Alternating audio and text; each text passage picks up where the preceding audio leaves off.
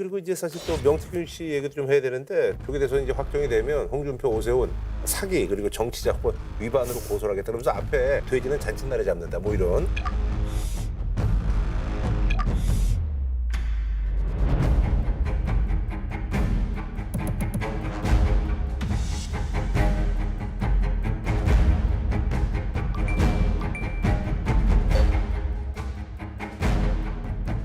내보고 그래 복당시키달라고 김종인 만나게 그러고 김종인 만날 수 있죠. 홍 대표가 하루에 5번씩 전화 왔어요 내한테.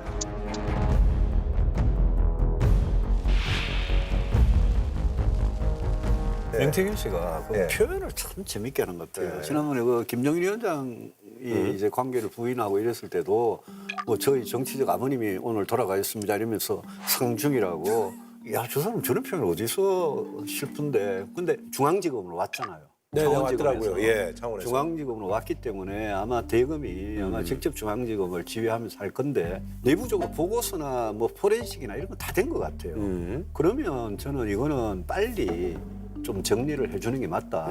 홍준표 시장이나 오세훈 시장도 빨리 수사해 달라는 거 아닙니까? 네네네. 본인들도 계속 매일 지금 뉴스가 나니까 일일이 대응을 하잖아요. 그리고 제가 보기엔 민주당이 상당히 갖고 있는 것 같아요. 블랙박스도 민주당이 갖고 있는 것 같고 차량의 블랙박스 그거 녹음된 거. 박범계 의원이 보니까 그 황금폰 사진까지 막 딱 찍어가지고 USB하고 나 우리 갖고 있다 이거 아니겠습니까? 그래서 민주당이 갖고 있다 그러면 민주당이 한번 그걸 정치적으로 이용하려고 그러겠죠. 그러니까 그거를 불법이냐 아니냐 그것만이라도 검찰이 좀 확실하게 해주면 그러면 명태균 씨가 앞으로 선거판을 예? 막 흔들어내는 이런 게 좀 작지 않겠습니까? 제가 하고 싶은 말씀 대신 해드릴게요. 예. 네. 이번 대선이 윤석열 대선이거나 명태균 대선이면 국힘은 무조건 집니다.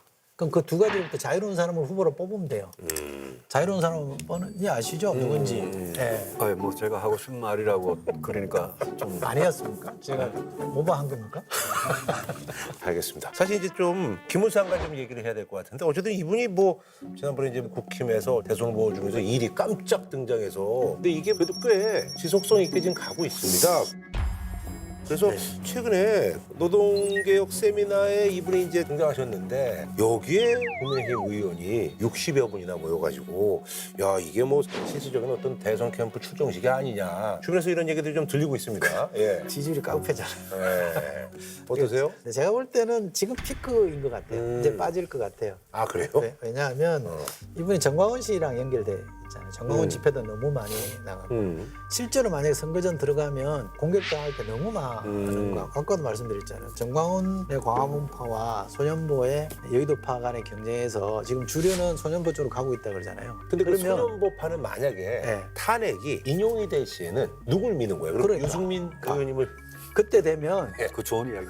그 사람들은 이길 만한 후보 쪽으로 간다니까요. 지금 여의도파나 개신교 주류, 기독교 주류들은 그리 갈 가능성이 많아요. 네네. 그러면 김문수 후보에 대한 지지율이 빠지겠죠. 김무수 장관 네. 말씀하신 지금은 뭐 고용노동부 장관이잖아요. 네네네. 그러니까 뭐 노동계 세미나에 오셨는데. 근데 이제 그분이야 그런데 이제 뭐 예. 국민의힘 의원 60여 분이 이제 간 거에 대해서 예, 뭐 그거는 아마 김무수 장관도 그 정도로 사람들이 해석할 거다 정도야 알 것 같겠죠. 그 민감한 시기에. 네네. 근데 우리 김무수 장관님 오랫동안 정치 같이 해서 잘 압니다. 잘 아는데 이제 옛날에는 굉장히 왼쪽에 그쵸. 예, 계셨다가 너무 많이 보수 했었거든요. 정당에 네. 왔다가 우리 당이 굉장히 오래 있었죠. 경기도지사 뭐 예, 그거는 경기도의사도 하고 국회의원도 3번인가 하고 근데 낙선을 2번을 하고 서울시장하고 그렇죠. 또 네. 대구였어. 네. 그러고는 최근 한 5년 정도를 자유통일당을 했거든요. 정광훈 목사하고 네네네. 같이 자유통일당을 하면서 이제 완전히 거리의 투사가 되신 분이라서 국힘 당적은 있어요. 그것도 저는 잘 모르겠어요. 자유통일당 당적을 얼마 전까지 그럼 이중 가졌는데 당적은 안 되잖아요. 경산호 위원장 하면 고용노동부 장관 하면서 당적을 버렸는지 그거는 뭐 확인을 해봐야 되는 문제인데 근데 이제 이분이 저희가 말하기 좀 조심스럽긴 한데 예컨대 뭐 김구 선생이 중국 국적이다. 네네. 김구 선생 국적이 뭡니까? 김구 선생 국적은 뭐 여러 가지 있습니다만 중국에서 중국 국적을 가졌다는 이야기도 있고 여러 가지 있는데 그 부분은 이제 국사학자들이 다 연구해 놓은 게 있습니다. 일제 강점기에 살았던 우리 선조들은 국적이 일본입니까? 나라가 다 뺏겨서 일본으로 강제로 다 그러면 편입된 저의 부모님, 후보자의 부모님 일제 치하의 국적이 일본입니까? 일본이지 그걸 모르십니까? 이런 이야기가 이제 굉장히 좀 나가는 이야기, 너무 나가는 이야기고 단일 종족주의라는 책 아세요? 네. 몇 년 전에 그 아주 예, 정말 예, 예.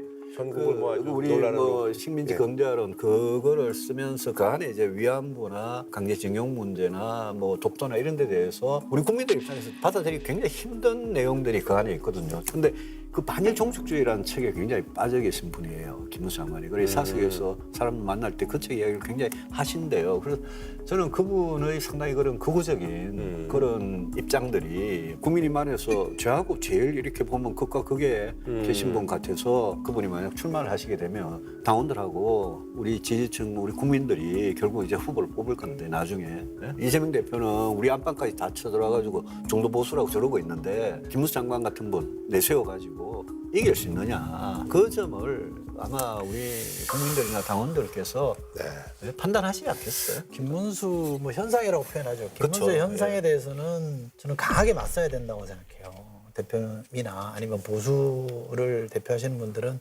강하게 맞서야 되고 이게 논리적으로 그 당시 일제시대 국적이 일본이었다 이렇게 얘기하면 8.15가 광복이 아니고 패망의 날이 되잖아요. 나라 망한 날이에요. 그렇잖아요. 상해 임시정부 있던 사람들은 반국가 단체예요. 말도 안 되는 얘기를 지금 하고 있는 거잖아요. 그건 누구나 다 아는 거예요. 제가 볼 때 본인도 알 거라고 생각해요. 그러다 보니까 극우와 보수 간의 싸움을 벌여야 될 판이에요. 이게 우선 정리가 돼야 돼요. 그 싸움이 그칠고 난폭하게 진행되더라도 해서 정리가 돼야 국민들이 아 진짜 저 당이 보수 정당이구나. 보수 본령을 안 벗어나구나는 신뢰를 얻을 수 있거든요. 근데 같은 당이라고 해서 물적 넘어간다? 안 돼요. 울증 안 넘어가요. 근데 우리 안 와닿죠. 이 국민의힘이 극우를 내몰고 내쫓아낸다. 그럴 필요는 없는 것 같아요. 쫓아내야죠. 민주당도 극자는 쫓아내야죠. 민주당도 극자들이 더더더 붙어 있잖아요. 없어요. 에이, 왜 없어요? 제가 뭐 당적은 없지만 극자는 없어요. 아니 근데 우리가 극우를 쫓아낸다 이거보다 우리가 너무 오른쪽에 가버린 거예요 지금. 그래서 우리 이수정 말씀하신 대로 보수를 튼튼하게 지키고 거기에 좀 극우적인 생각하는 분들 그분들도 허용을 하는 거죠. 그렇게 할 수 있는데 말도 안 되는 이유로 군사력을 동원해서 개헌한 사람에 대해서는 한마디도 안 하면서 그거는 진작 정리했으면 안 좋고 맞다 이거지. 앞으로 언젠가는 정리해야 되는 문제니까. 그러니까 국민들이 우선 야 너나 잘해 우선 능력하지 말고 이거라니까요. 오케이 할게. 예, 그 얘기는 이제 뭐 이 정도까지 하고요. 김문수 장관이 이제 그 중도 확장성이 부족하다 이런 지적에 대해서 이제 김 장관이 나는 사실 노동운동부터 시작해서 가장 밑바닥부터 출발했다라고 이렇게 반박을 하고 있는 상황인데요. 어떻게 보면 이제 정치인들이 이렇게 극각으로 이제 변신한 거잖아요. 두 분은 이거에 대해서 어떻게 보시는지 이런 사례들이 꽤 많거든요. 그 유인태 의원님께서 네. 재밌는 말씀 하시는데 극과 극은 통한다고. 네네네. 그런 얘기 많이 예, 남극도 춥고 북극도 추우니까 시중에 많이 떠돌더라고요. 예. 그러니까 김문수 장관 같이 굉장히 왼쪽에 계시던 분이 네. 이제 보수 쪽에 오면 더 좀 극단적으로 가는 경우가 있고 사실 진보에서 보수로 넘어온 분들이 훨씬 많아요. 많죠. 그죠? 따뜻하니까요. 뭔가 따뜻해서 그렇다기보다 따뜻하죠. 젊은 시절에 뭔가 이상을 가지고 하다가 진보의 어떤 이중성이나 진보의 위선이나 이런 데 좀 환멸을 느껴가지고 보수로 이렇게 넘어오신 그런 정치인들은 저는 많이 봤어요. 그리고 시대적으로 보면 사실 소련의 패망이나 맞아요. 예. 그다음에 북한이 계속 저런 참상을 보이고 있는 거나 중국도 변하고 나서 지금 잘 살잖아요. 그런 거 보면서 옛날에 뭐 막시즘 그런 사회주의나 공산주의 이상에 빠졌던 그 뭐 운동권 출신들이죠. 그분들이 보수로 넘어온 경우는 많고 원래 젊을 때 보수였는데 진보로 넘어간 분들은 저는 잘 못 봤어요. 이렇게 봐야 된다고 저는 생각하는데, 그러니까 스펙트럼이 진보가 있고 보수가 있는데 진보의 맨 끝쪽이 극자가 있고 보수의 맨 오른쪽이 극우가 있다. 네. 이렇게 보시면 안 돼요. 보수 진보는 정상적인 이념입니다만 극자와 극우는 극단주의이기 때문에 이거는 보수 진보의 틀 안에 있는 사람들이 아니에요. 이 틀 밖에 있는 사람들이에요. 일리가 있는 그러니까 극자와 극우로 가는 거는 그건 자연스러운 거예요. 근데 보수가 진보로 간다, 진보가 보수가 이렇게 표현하는 거는 저는 틀렸다고 보고 극자와 극우라는 극단주의는 우리가 포용할 수 있는 이념이 아니기 때문에 그런 사람들은 걸러내야 돼요. 근데 이거는 필요한 것 같아요. 그러니까 보수에서 진보로 가든 진보에서 보수로 오든 뭐 극자에서 극우 왔다 갔다 하든 정치하는 사람은 자기가 왜 이러는지 국민들은 설명을 할 수 행위에 있어야 대해서. 됩니다. 행위에 네. 대해서. 근데 수십 년 동안 이쪽에 있다가 갑자기 이쪽에 와갖고는 그다음부터 아무 설명이 없어요. 그거는 좀 문제 있지 않나요? 문제 많죠. 예. 네. 자, 오늘 뭐 두 분 말씀 너무 감사드리고요. 고맙습니다. 네, 여야 각 당당의 의원들을 모여서 현 시국에 대해서 입장을 아주 가감없이 논하는 시간입니다. 썰전 스페셜 여의 밤 시간입니다. 자, 오늘도 말이죠. 각당의 초재선 의원분들 한 자리에 모셨는데요. 역시 마찬가지로 정당 의석순으로 좀 소개를 해드리겠습니다. 자, 저희 개국 멤버고요. 더불어민주당 제주시 의뢰 김한규 의원님 모셨습니다. 예, 반갑습니다. 네, 반갑습니다. 자, 오늘 말이죠. 첫 출연이신데요. 의사고요. 국회의원으로 변신했습니다. 저는 재활의학과 의사입니다. 빅5 병원들의 현 상황은 의학 교육의 내실화가 지금 반드시 수반되어야 합니다. 한지아 국민의힘 의원이 탄핵 찬성 입장을 밝혔습니다. 소신 행보를 걷고 있는 국민의힘 비례대표 한지아 의원님 모셨습니다. 예, 반갑습니다. 예. 자, 그리고 조국혁신당 비례대표 신장식 의원님 모셨습니다. 예. 네, 신장식입니다. 반갑습니다. 자, 조국혁신당이 이번에 이제 그 대선 후보를 내지 못하는데. 아유, 무슨 말씀이십니까? 아, 내요? 오늘도 지금 당무위원회에서 아주 깊이 있는 토론을 했고 누가 출마한다는 거는 뭐 당원들과 국민들이 결정을 하실 문제고 예. 저희들은 뭐 출마부터 시작해서 방식까지 지금 그래요? 오늘부터 본격적으로 논의를 시작을 했습니다. 알겠습니다. 예. 네. 자, 그리고 말이죠. 요즘 뭐 이재명 대표님과 함께 아주 언론에 가장 많이 뭐 오르락내리락하는 정치인이죠. 역시나 이준석 의원님 모셨습니다. 예. 반갑습니다. 예. 자, 오늘 말이죠. 어쨌든 그 한지아 의원님이 이제 첫 출연이셔서 질문을 좀 먼저 드리는데 리틀 DJ라고 불리. 아, 하나갑 전 리틀 대표님의 조카신데 기사 보니까 저기 큰아버지한테 저 상의를 못했다. 그래서 그래도 많은 분들이 좀 의아하시는 게 아니 왜 저기 민주당 쪽으로 안 가고 왜 국민의힘을 뭐 이런 아주 그냥 뭐 단순한 질문들 많이 하잖아요. 예. 네, 많이들 하십니다. 네. 네, 뭐 큰아버지께서는 큰아버지의 정치를 하신 거고 저는 또 저만의 정치를 해 나가는 거라고 생각을 합니다. 다만 큰아버지께서나 저도 그렇고 결국엔 각자 입장에서 또 위치에서 국민 편에서 정치를 하면 되는 거 아니겠습니까? 자주 연락을 드려야 되는데 연락을 못 드려서 썰전을 빌어서 다시 한번 죄송하다는 말씀을 드리게 됩니다. 아유, 예. 의사하시다가 또 이제 교수도 하시다가 그러다가 이제 국회의원 되신 거잖아요. 네. 뭐 생각을 좀 하셨던 거예요? 아니면 이제 뭐 갑작스러운 기회에 이렇게 좀 제안을 받으신 거예요? 갑작스러운 기회라고 하는 게 더 맞을 것 같습니다. 근데 의사는 한 사람을 그리고 국회의원은 그 사람이 사는 세상을 더 건강하게 만드는 게 목표 아니겠습니까? 네네. 그리고 저는 재활의학과 척손상 재활을 전문했습니다. 그래서 강원래 씨 같은 하지 마비 환자들이 사회를 복귀를 해야 되는데 그러기 위해서는 사회적인 재반이 필요하고 그런 좋은 정책을 만들기 위해서 좋은 정치 해야 되겠다는 생각을 그 오퍼를 받았을 때 그때 생각한 겁니다. 아, 그래서 이제 뭐 길게 고민 안 하시고. 길게 고민 안 하고. 아하. 근데 그 제안을 받았을 때 큰아빠 얼굴이 떠올랐나요? 아무래도 떠올랐어야 되는데요. 떠올랐어요. 그래요? 추후에 또. 예. 아니 근데 저는 사후통 보셨고 이거 궁금한 게 솔직히 말하면은 네. 비례대표 의원들은 그 태생의 비밀이 있거든요. 솔직하게 답해 주실 수 있어요? 아니, 저는 언제나 솔직합니다. 태생의 비밀은 뭐예요?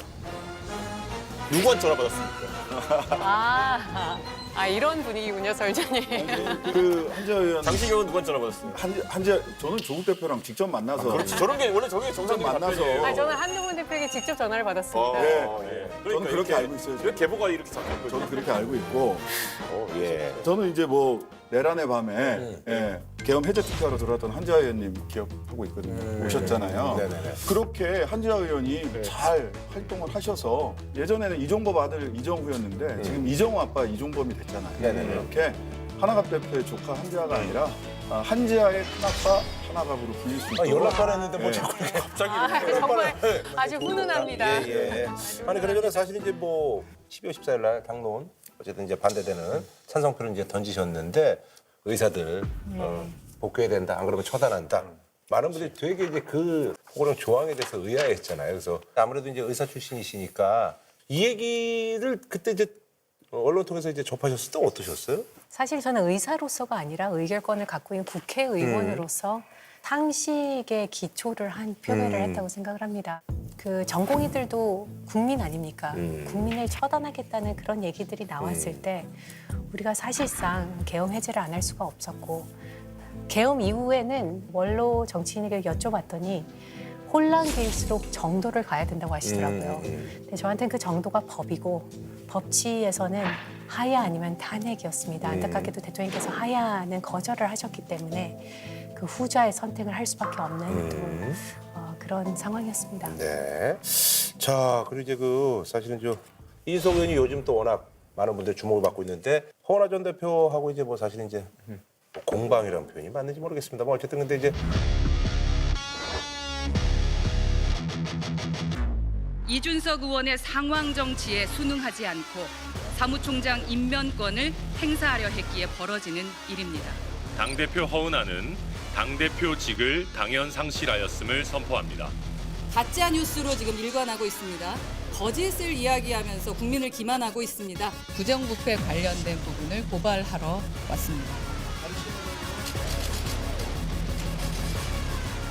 허은하 전 대표가 이제 그 카톡을 사실 오픈해가지고 근데 거기 이제 내용이 그 CBS 이제 그 김현정의 뉴스쇼하고 이제 이준석 의원과 언론 유착이다.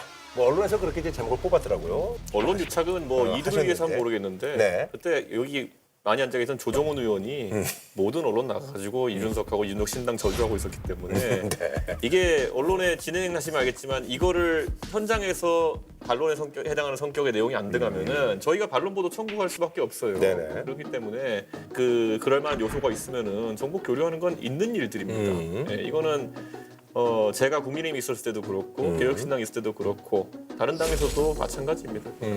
저는 이게 보면 사실은 상식적으로 할 수 있는 이야기일 수도 있겠다라고 생각을 해요. 근데 그 김현정 앵커를 김현정 진행자를 준성맘이라고 부르는 사람들이 있단 말이에요. 그러니까 워낙 두 분 간의 케미가 좋아서 그렇게 부를 수도 있지만 혹시 오랫동안 어떤 그런 깊은 이야기들이 서로 물밑에서 많이 오고 갔던 게 아닌가라고 하는 과거의 정황들이 있어서 아마 더 증폭되고 있는 것 같아요.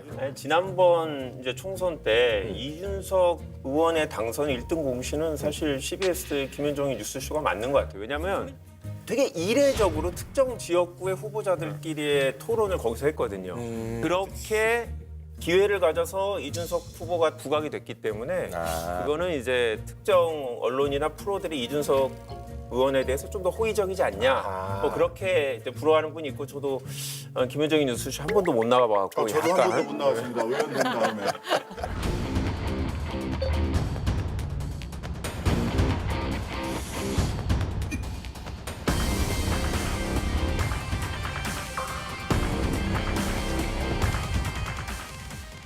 명태균 씨 그 녹취 파일이 뭐 일부 공개가 됐는데 준석아, 니 당대표 되면 홍 대표님 니 복당 시킬기가 안 시킬까? 시켜야죠. 바로 해라. 그러니까. 예, 바로 복당시키겠습니다.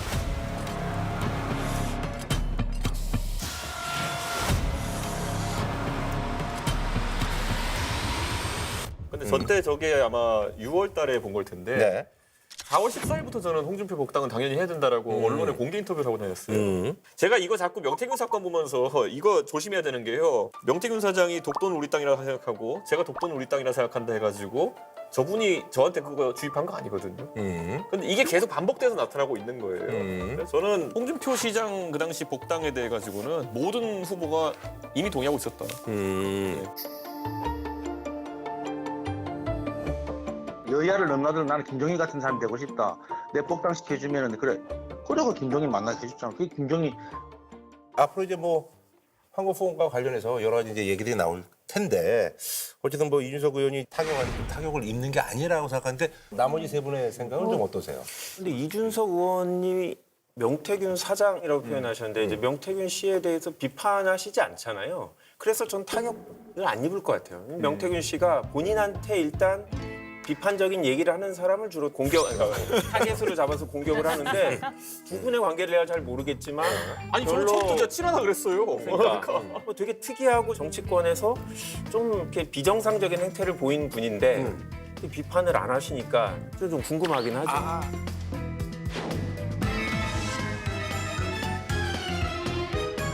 처음에 명태균이라는 사람에 대해서 시작될 때 제가 얘기했던 게 뭐냐? 김건희 여사가 2024년 공천 개입했는지는 내가 본 거에서는 완결성이 없다. 제가 예스 노를 안 하고 제가 본 것만은 모른다. 그런데 지금 공개한 내용을 보면은 주고 싶은데 못 주지였죠.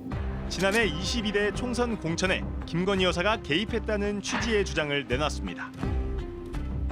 명 씨가 김 여사를 만나서 받았다는 이 돈 봉투 사진도 입수했습니다. 2021년 7월은 현금 10만 원 정도로 기억하고 추석경에는 액수는 기억나지 않는다고 했습니다. 사실 명태균이라는 사람이 뒤에서 무슨 뭐 돈을 주고받은 건 전 모르는 일이고 그 앞에서 하는 업무에 있어가지고는 형사 기소될 만한 것들이 많지는 않을 겁니다. 나중에. 그래서 명태균 특검에 동의하세요? 했잖아요. 명태균 특검 동의하신다. 공동 발의까지 했어 저희는. 그 명태균 특검 하면 여러 가지가 나올 거예요. 지금 검찰의 창원지검의 수사가 왜 중앙지검으로 넘기느냐 네네. 시간을 벌어주는 거거든요. 그 자료가 많아가지고요. 수사 이 자료 전부 다 보고 나서 이어갈게요라고 하면 대선 막 지나가게 되는 거예요. 이거는 윤석열 부부에 대한 수사일 수밖에 없거든요. 그래서 빨리 이거 명태균 특검으로 명명백백하게 밝힐 필요가 있다라는 말씀을 다시 드립니다. 창원지검에서 이제 저한테 물어볼 게 있어가지고 동부지검에 갔다 왔는데 제가 이제 그 조사를 보니까 문제될 만한 사람들이 있긴 하더라고요. 가장 대표적으로 전 대통령 문제 될 거라고 봅니다. 네, 그런데 나머지는 모르겠습니다. 이건 코에 걸면 코걸이, 귀에 걸면 귀걸이 같은 상황이 될 것 같아가지고. 네. 그리고 지금 명태균과 같이 나오는 정치인들의 이름들은 어떻게 보면 우리 보수 정당에서는 굉장히 큰 자산인 분들입니다. 그런데도 불구하고 구태 정치이기 때문에 한동훈 전 대표 때도 여론조사 경선 TF를 꾸릴 정도로 이거는 용납될 수 없다라는 부분이 있어서 철저한 조사가 필요하다고 생각을 하고요. 빨리 명태균 음성 검사를 해서 음성 검사 균이지 않습니까? 명태균 음성 검사를 해서 명태균이라고 해서 유머였는데 우리가 받아들였죠. 아니 이런 황당하잖아요. 예. 명태균 음성 검사가 필요하고 네. 그래야지만 우리 정치도 새롭게 시작할 수 있지 않겠습니까? 그런데 뭐 명태균 음성 검사 받은 사람들만 교류하시려면은 아마 김종인 위원장, 한동훈 대표가 만나면 안 됐을 텐데. 만남이야 언제든지 할 수 있는 거고. 본인부터 빨리 검사 받으세요. 그러니까 본인부터 검사 받으세요. 아니 누구한테 뭐 한동훈한테 가서 받으면 됩니까?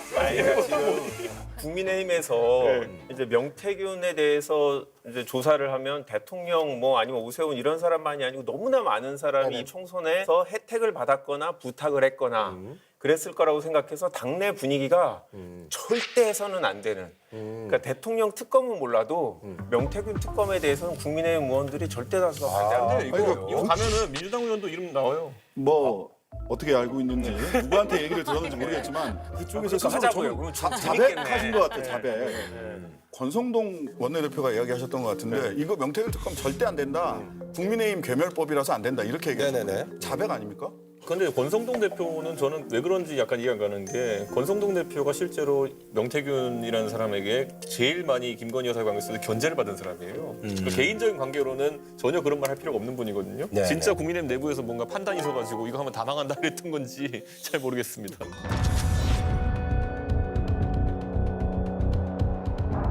당선인이 지금 전화를 했는데 하여튼 당선인 이름 팔지 말고 그냥 일이라고 했어요. 지금 전화해서. 예, 고맙습니다. 당연하죠. 권성동하고 저기 윤한영이가 반대하더만 보니까 그렇죠? 하여튼 너무 걱정하지 마세요. 잘 될 거예요. 처음에 딱 들고 왔을 때부터 야 여기는 김영선 해줘라 이랬다고. 윤한홍 의원이 조금 불편한가 봐요. 윤한홍이도 특별히 나한테 뭐라 안 하던데. 그 뒤로 해서 다 당내에서 상현이한테 내가 한 번 더 얘기를 할게. 걔가 공관위원장이니까. 제가 진짜 평생 은혜 잊지 않겠습니다, 대통령. 하루 뒤 김 전 의원은 경남 창원 의창 국민의힘 후보로 전략 공천됐습니다.